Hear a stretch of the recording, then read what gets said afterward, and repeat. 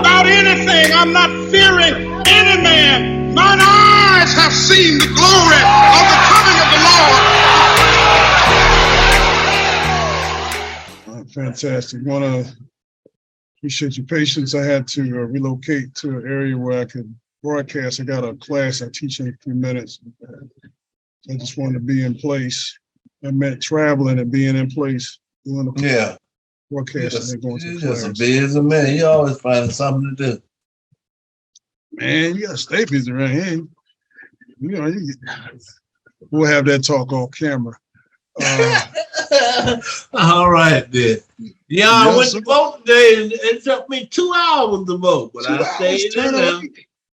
Oh my gosh! You went to turn late. Line on the inside, going all around the inside to gym and back out again. Oh man, should have gone to Prospect. You couldn't have gone to Prospect. Yeah, I wish I had went, but I was there, so I just stayed right there. 30 minutes at the most. Yeah. Matter of fact, a friend called me and said she went down there and it was a long line there. And I told her go to Prospect tomorrow. She said she's going tomorrow. So go to Prospect, you probably get in there and out of there faster. Because I passed there every day. Don't never about the first part of the week it was line, but now it's kind of cooled out. What was the experience like for you? Oh, it was very solid. You know, nobody didn't talk no politics in line. They didn't bring you no water. Everybody bring no water. No candidate signs. Well, one lady, her and her boyfriend or husband, kept throwing a chair back and forward. But I assume that was all right. There wasn't no water. Chair's okay, I guess. Well, I guess as long as you bring your own, it's no problem. Yeah. You just can't offer it to somebody else with a tag on it for one candidate or the other. Yeah. But I was very impressed with the people down now. If what I think they are, it look impressive for us that end from when I was down now. Had 3,000 people voted though. How many? 3,000. I was 3,014. Wow. That's surprising. That is surprising. Very impressive. Yeah. I think the participation we're seeing is a record, especially for early voting. Do you see yourself at all being available for any souls to the polls? We have resources. When are you going to do that? I mean, you need to, we had to see about renting a van, and if you had time to drive at a certain hours and just take people to the polls who might want to go. Yeah, like a window. Well, it's going to be between my driving hour before I was driving the bus. Right. If it's 10 o'clock to say 11 o'clock or an hour, so 10 o'clock to 11. You could take people. Only thing about it is you might not. You better take them up there, but it might take more than an hour for them to vote. Especially if you go to turn elect, you'd be like, I got to leave you. Well, yeah. And I had to do that. I had to call in today, told my problem wouldn't make it for my 12 o'clock run, but I was able to get out of there and make it for the 12 o'clock run. You went early enough? Yeah, me and the wife went in about 10 o'clock, and she said, well, there's the wrong line. So, well, we just stay over here. And then I thought what I should have did when I told that man I was 75 years old, and I probably would have moved on up, but it's over with now. Should have you pulled that elderly card? Yeah, should have pulled that elderly card. Let them know. But this is another episode of The Struggle is Real. The struggle continues. And we're my good brother and friend and co-executive producer of this podcast, just kind of talking about what is. Both of us very much involved in what's going on in our community here in Newton County. Yes. And a part of the strategy to just encourage and inform everyone to please get out to vote. The last day is next Tuesday. Next Tuesday. Well, they're going to let them vote this weekend? I don't think so. So Friday's the last day to vote. Tomorrow's the last day to vote, early vote. Yeah. So Telling you people. not gonna vote Monday. Uh-huh. Not gonna vote Monday. No. So Friday, tomorrow's the last day. Wow. Early vote. So we want to. Well, if you're seeing this on Friday, then it's today. Yeah. It's today. Today, December 2nd is the last day of early voting for this midterm, for this runoff between Warnock and Herschel Walker. Sorry, I had something in my throat. So, yeah. But I think that the struggle is real. It kind of choke you up a little bit. Yes, sir. Just something in my throat. But people don't be discouraged because I said it took me 2 hours. Now Tuesday it's gonna be at your polling place, so it may be less of a line. You probably can go in Tuesday. Oh no, Tuesday might be even more because people people wait till the I'm last minute. I'm thinking more polls open, then probably less of a line. I hate to say it, but I think that's part of the strategy. I still don't understand why they couldn't open St. Paul as a polling place. They try to act like it was too much at the last minute, but it was right in our neighborhood and easy for a lot of people to get there. Thousands of people could have voted and gotten in and out. We have ample parking. Well, you know, it's strange that we was talking about that. I was standing outside 2 hours, and the only thing you had was 2 names on that to hit. Why was it taking so long? But they didn't have enough people registering people's in. I think. Are you saying that they didn't have enough volunteers? I can't say they didn't have enough volunteers during the time while I was down there. I think it's about 4 people that registering people's in. Wow. That's why it was taking so long. Yes, the line you go through to check your computer. Right. Mm-hmm. And I looked around, and I seen all the booths open. I said, wow, why all the booths open? Then I looked and see that they didn't have that many people registering. That's what's taking so much of the time. It seems as though they, my understanding this about all this week down Turn Lake, I believe the line was long. And it seems though they would have tried to come back there some kind of way. Right. But part of suppression is discouragement. Yeah, but one thing about it, then ain't nobody. I heard one lady, but she said she was coming back, but nobody backed off. They coming. One person left, and then she said she was coming back. Yeah, one person left said she was coming back, and I think she went in that line again while I was there. But most everybody, they stood right there, content, and waited till the time for them to vote. Nobody wasn't in a hurry to leave there. Well, I know the people who were especially, they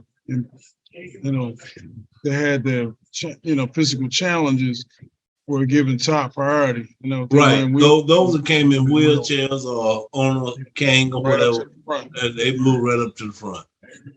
But at Turner Lake, they had at least 5 stations. Each station had like 4 booths. So you could have, I think it was like 20 different ones you could have utilized. I guess I should have took, because I went to station 3.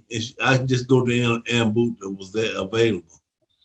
So I don't know whether they had a station there for a certain booth, but she said just go to whatever open or whatever you want to go to.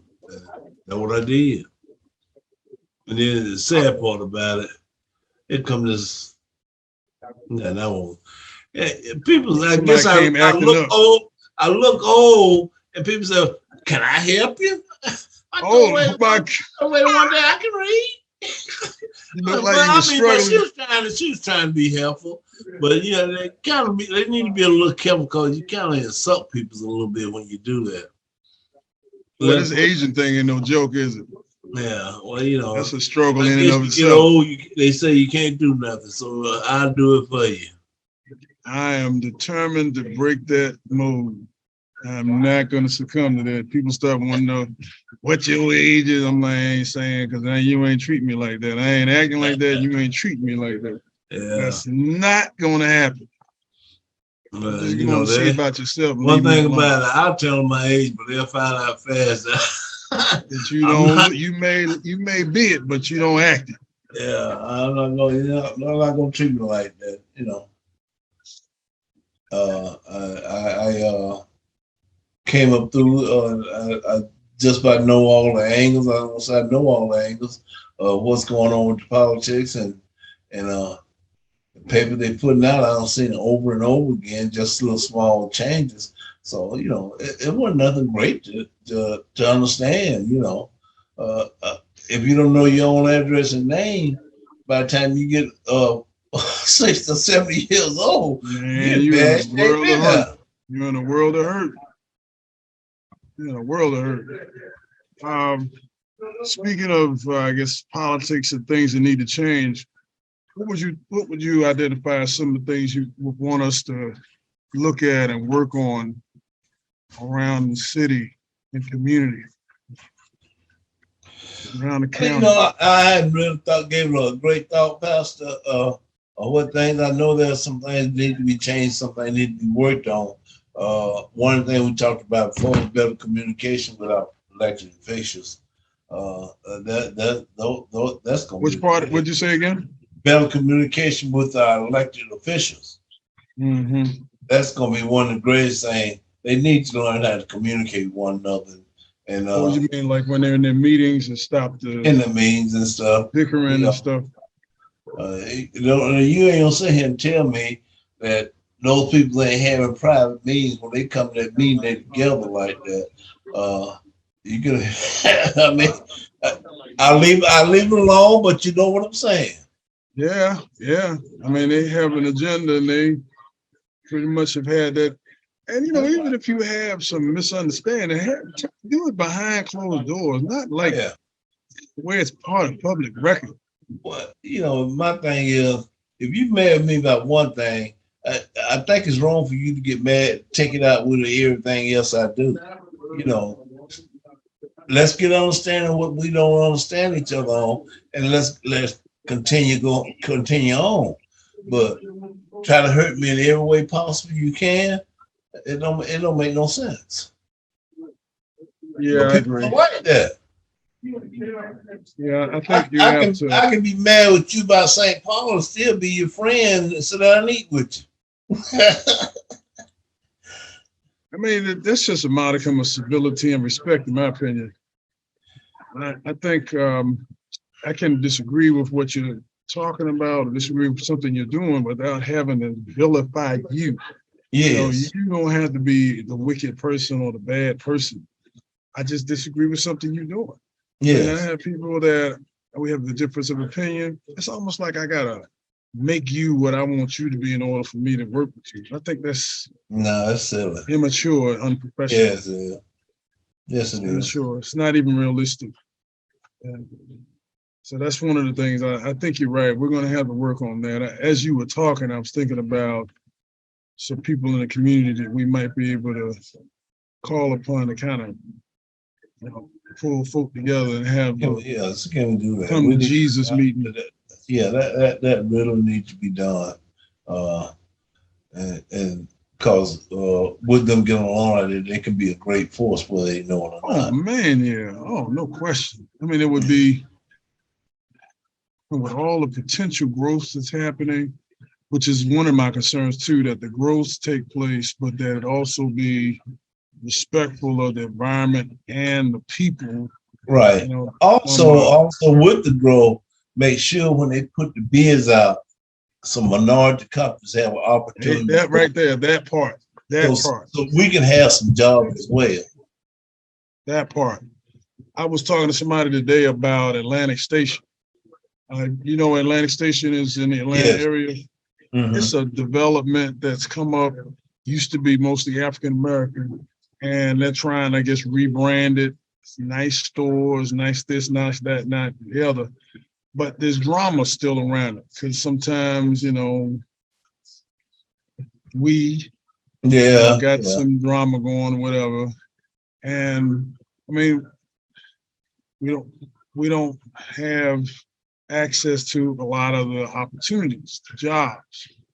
I mean, not just the retail jobs that are, minimum wage, but what about some of the construction, the architecture, the development? Those are jobs that, give people real livable wages and make real money. Right. I mean, so people can have careers and families. And that was a part of building something, I'm gonna protect it. You're not gonna come up tearing up something I helped build. Yeah. You're like, yo, bro. You tell your homies, no, y'all can't come up here and bring all that stuff up. That I mean, but it's another thing that I think that blacks have evolved. We're in the process of losing a third generation of people. I don't want to blame it on church. I don't know who to blame it on, but our kids seem as though they're not interested in doing or creating something for themselves. They just want something they can get quick and freely. Maybe we need to stop all these movies showing what these people trigger and beat up folks and kill folks just to get to what they want to have. I don't know. Just a thought. Well, I mean, I think you're right. I think it goes back to exposure. I mean, you knew what you knew. I remember we were talking to you and your brother, Baker, about, how you grew up, your mother, your father, they were entrepreneurs. You said your mom had a salon. Right. And others had stores, and there was a certain area at your community where there was a line of stores. Yes. Yeah, I mean, it's about exposure. When you see certain things, it shows you what's possible, and then you want to do those kind of things. Yeah, but I don't know. Seems like a lot of kids just I don't know. I don't know how to say what I need to say or what I like to say, but people just I'd like to see more people energized and doing stuff. You see other nationalities come in this country, and within a couple of years, they walk around filthy rich or either doing well and living in communities where the communities are doing well. Why are we still in the same position we are? I think one of my thoughts is that we're busy trying to be like somebody else instead of being ourselves and promote our own self. Oh, now you preaching. Trying to be something we're not. Yeah. I remember when I was coming up, people said, "Oh yeah, I bought a house on so we moving in." Oh, I see what you're saying. Yeah, we don't want to. We move out of our communities. I don't want to move in nobody's neighborhood that don't want to be around me. I don't want to be around you either. I like to live where I'm comfortable. Just because I live, it don't mean I have to be on low income or bad wages. So we need to generate some kind of way, and it's coming around a little bit more and more. We need to generate our own self thing that our money stays within our community or within our respect to where it help our peoples, not continue just going out. Right. And that's a big thing, cause everybody like cars and everybody like houses, although we got some contractors building houses. But, just like anything, the bank let you have so much and they'll kind of cut you off. And gentrify the rest of it, cut up certain areas where certain people can't get loans. Yeah. One of my concerns is that the housing market is going to be it's too expensive for African Americans in the community. It's going to be too expensive. That's intentional. Raising the rents, raising the cost of living so that certain people that can't afford access to those communities. And I think that's intentional. Okay. I think that what that then happens is that the political representation connects with the demographics. So you begin to ease out people who were there, built that city, have been in Newton County for generations. And all of a sudden, the power, their presence is diluted, the numbers are diluted, and you don't have the representation you once had. And I fear that one of my challenge, my concerns is that's exactly I what's happening. understand, Pastor, but over a period of time, that's gonna hurt because people gonna live and survive, and they have to still kill to do it. They gonna survive. So I think they may be doing that, and they have tried that before, and we still come along. You know, I think the Republican Party trying to make a country to where we'll be violence against one another. Not only blacks get white against black, but white against white. Other words, those that don't have anything we'll be fighting each other. Be a lot of killing and with the situation where it's going. So that's another reason why everybody you need to go vote, because if Republicans get in there, it's gonna be a change that you're gonna be really surprised about. You don't think America would do it to you, but it surely will. It's been done before. Yeah. I mean, well, as you how do you, and when we talk about intergenerational wealth, perhaps maybe we're also talking about the intergenerational legacy of voting, sharing it with our children and our grandchildren that we voted and they voted. And I was looking at Facebook the other day, and my son had his children going to the polls with him. I took him to the polls with me. Mm-hmm. Took them, and they know the importance of voting. So they know they have to work that in. And they're not oblivious to the fact that it's a responsibility that they bear seriously and consciously. Well, in my household, we had great conversations about it, and the reason why they need to vote, and the reason to vote. But when they were teenagers or young people, I check in behind me. Older adults now, so I can't check in behind them. But they say they're going to vote, and I hope they are. I know they've been raised to vote, but I hear you. They probably need to let people know you need to carry your kids with you, no matter what the age are. Let them see you vote and see what's going on. Sometimes it's a little inconvenience, but it's just a matter of history. I think you have to be very conscientious about passing on that legacy. What do you think? Uh-oh, did I freeze? Yeah, you froze. I hear you though. Uh-oh.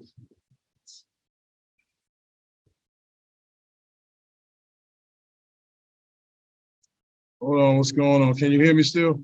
Yeah, I can still hear you. Hold on, let me see what's going on here.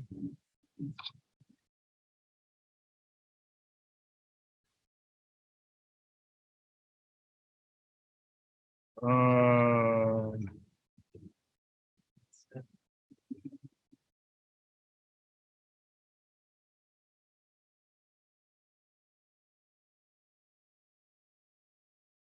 don't know why it won't start for me. Hold on. In the few minutes we have left, Just a consideration, take into consideration that by this time next week, all of the numbers will be in, the voting will have finalized, and all of the statistics will be known.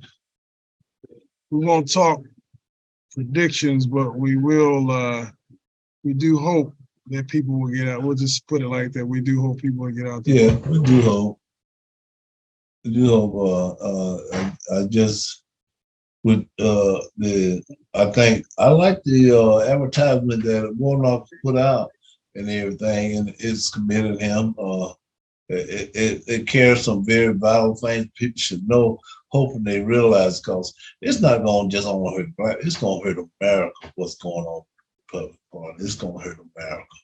So it's very important that you go vote and get this man back in and get. Can't really comment on that. Respect us. Can't really comment on that because we but yeah, well, we do know that there's this is the opportunity to choose, and so in the final moments that we have, I just want to encourage everybody to vote. My apologies for the technical challenges, but you can you can still be obliged to the handsome brother sitting there. And we'll have to work it out next time. Don't worry about it. One is better than none. Well, Pastor, I enjoyed the conversation today. That was past 2 weeks. Hopefully, we can round up some more guests so we can pass out more information. Yes, sir. But I think we'll have some people to talk about their voting experience and what's and next steps. Maybe some conversations with our NAACP partners and some of our community activists. Okay. And see what they want to see happen as far as an agenda going forward. We're getting into the Christmas holiday season, and so there are a lot of things we're going to gear up for in the new year. Yeah. Also, you asked me about what things we should cover. I think we should still, no matter if not election time, we still should talk about an election and keep people very aware and alert to what's going on.